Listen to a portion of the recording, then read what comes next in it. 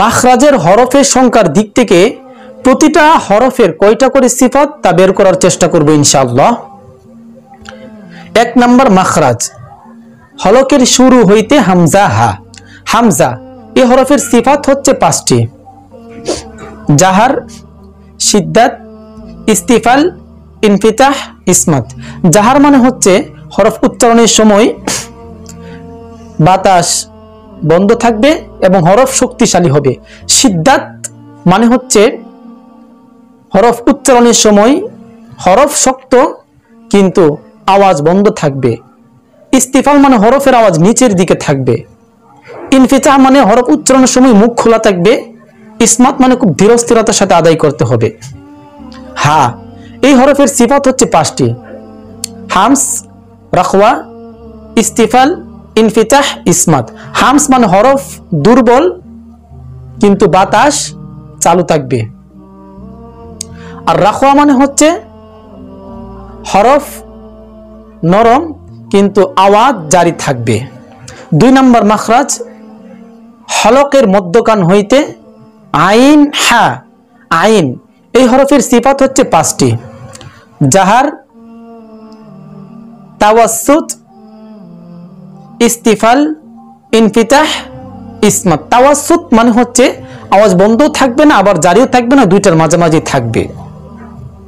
হা এই হরফের সিফাত হচ্ছে 5টি।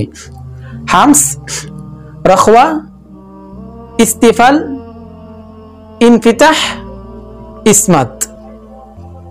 3 নম্বর মাখরাজ, হলকের শেষ হইতে গইন খ। তো গইন এই হরফের সিফাত হচ্ছে 5টি। জাহার, রাখওয়া, ইস্তিলা, ইনফিতাহ, ইসমাত। ইস্তিলা মানে হচ্ছে গইন হরফটা উচ্চারণের সময় আওয়াজ উপরের দিকে থাকবে। খ এই হরফের সিফাত হচ্ছে 5টি। জাহার, রাখওয়া, ইস্তিলা, এরপরে ইনফিতাহ, ইসমাত।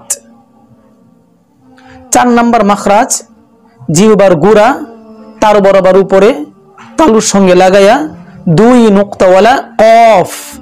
কফ এই হরফের সিফাত হচ্ছে 6টি।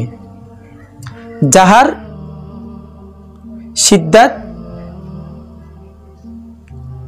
ইস্তিলা, ইনফিতাহ, ইসমাত, কলকলা। কলকলা মানে হচ্ছে প্রতিধ্বনি।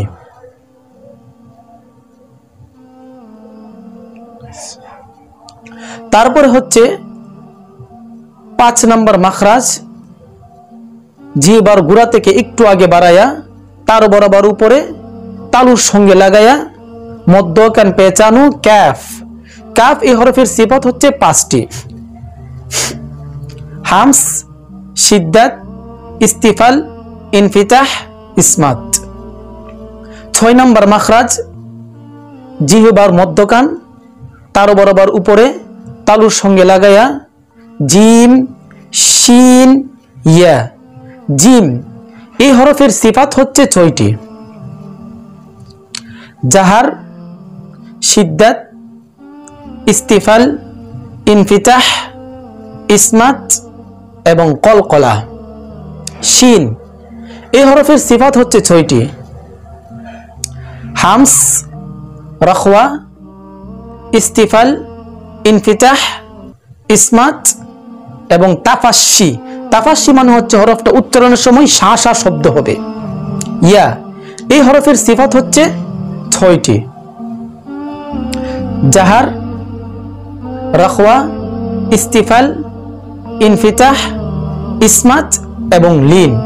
লিন মানে হচ্ছে হরফটা উচ্চারণের সময় হরফের আওয়াজ নরম হবে। 7 নম্বর মাখরাজ, জিহ্বার গুড়ার কিনারা উপরের মারির দাঁতের গুড়ার সঙ্গে লাগিয়ে দদ। দদ এই হরফটির 6টি সিফাত। জাহার, রাখওয়া, ইস্তিলা, ইতবাক, ইসমাত এবং ইস্তিতালাত। ইস্তিতালাত মানে দীর্ঘ করা। 8 নম্বর মাখরাজ জিহবার আগার কিনারা সামনের উপরের দাঁতের মাড়ির সঙ্গে লাগিয়ে লাম। লাম এই হরফটির 6টি সিফাত: জাহার, তাওয়াসসুত, ইস্তিফাল, ইনফিতাহ, ইদলাক এবং ইনহিরাফ। ইনহিরাফ মানে হচ্ছে ঝোঁকা। 9 নম্বর মাখরাজ জিহবার গুড়া তার বরাবর উপরে তালুর সঙ্গে লাগিয়ে একটি হরফ উচ্চারিত হয় নুন।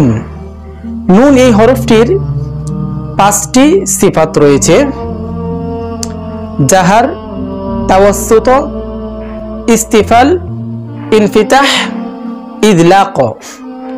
10 নম্বর মাখরাজ জিহবার আগার পিঠ তার বরাবর উপরে তালুর সঙ্গে লাগিয়ে র। র এই হরফটির 7টি সিফাত: জাহার, তাওয়াসসুত, ইস্তিফাল, ইনফিতাহ, ইদলাক, ইনহিরাফ এবং তাকরার। তাকরার মানে হচ্ছে প্রতিধ্বনি। 11 নম্বর মাখরাজ জিহবার আগা সামনের উপরের 2 দাঁতের গুড়ার সঙ্গে লাগিয়ে 3টি হরফ উচ্চারিত হয়: ক, দাল, তা। ত এই হরফটির মধ্যে 6টি সিফাত: জাহার, শিদ্দাত, ইস্তিলা, ইতবাক, ইসমাত, কলকলা। দাল এই হরফটির মধ্যেও 6টি সিফাত রয়েছে: জাহার, শিদ্দাত, ইস্তিফাল, ইনফিতাহ, ইসমাত, কলকলা। তা এই হরফটির মধ্যে 5টি সিফাত রয়েছে: হামস, শিদ্দাত, ইস্তিফাল, ইনফিতাহ, ইসমাত।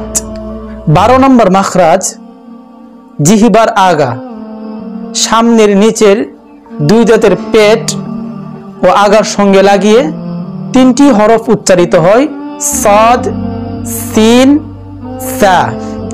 সাদ এই হরফটির মধ্যে রয়েছে 6টি সিফাত: হামস,